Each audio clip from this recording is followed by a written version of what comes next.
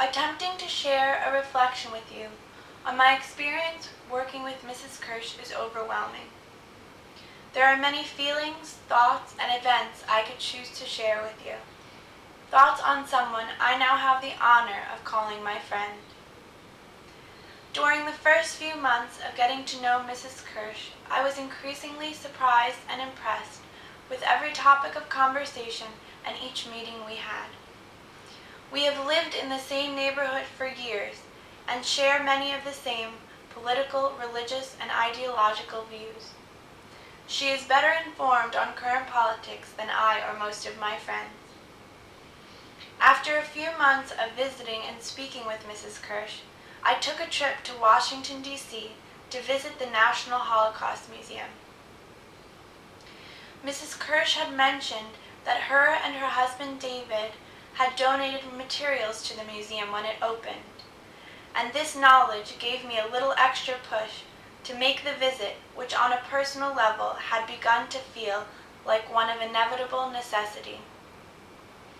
It took hours to walk through the entire museum, and by the time I was overwhelmed with the tragic details of the Holocaust.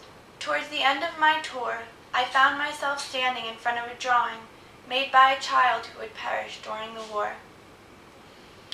The innocence of the picture was particularly striking for me, and all I could think about was how extensive the tragedy of that single lost life is. In that moment, I felt as though I could spend my whole life mourning the suffering of that nameless child. And then I thought of Mrs. Kirsh and the children's lives who she helped save by becoming involved with the resistance. And it occurred to me that each one of those innocent young lives who is saved is worth a lifetime of joy and celebration, equal to the grief warranted by each life lost. It was not long before I was overwhelmed once again with the estimates for the number of children who died as a result of the Holocaust. The estimate is as high as 1.5 million. When talking with Mrs. Kirsh, she has said to me a number of times that her story is not particularly special, that there were so many people who did such amazing things during the war. She has often been more apt to share the stories of others than of herself.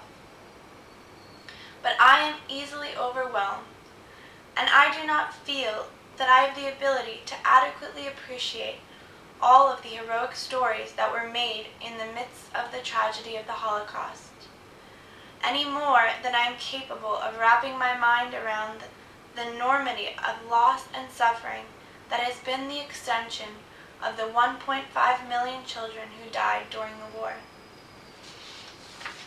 So right now, I would like to initiate the celebration of just one person who has become a role model for me and should be an inspiration for all. I would like to take this time to celebrate Mrs. Kirsh and do my best to convey that I believe her efforts, her story, and the lives of those children whom she helped save are worth lifetimes of commemoration. After a discussion that was particularly focused on her memories of the Holocaust, Mrs. Kirsh said to me, "I might not have had a particularly happy life, but it sure was interesting."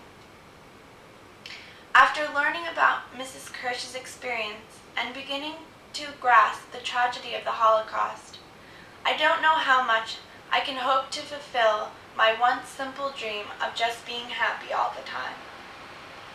What I may instead attempt is to live a life as full as Mrs. Kirsh's, to live a life as active as Mrs. Kirsh's, and to be an individual as uniquely admirable as Mrs. Kirsh. And though I will probably never succeed in experiencing life with the intensity that she has, I am happy to have found an inspiration while I continue to try.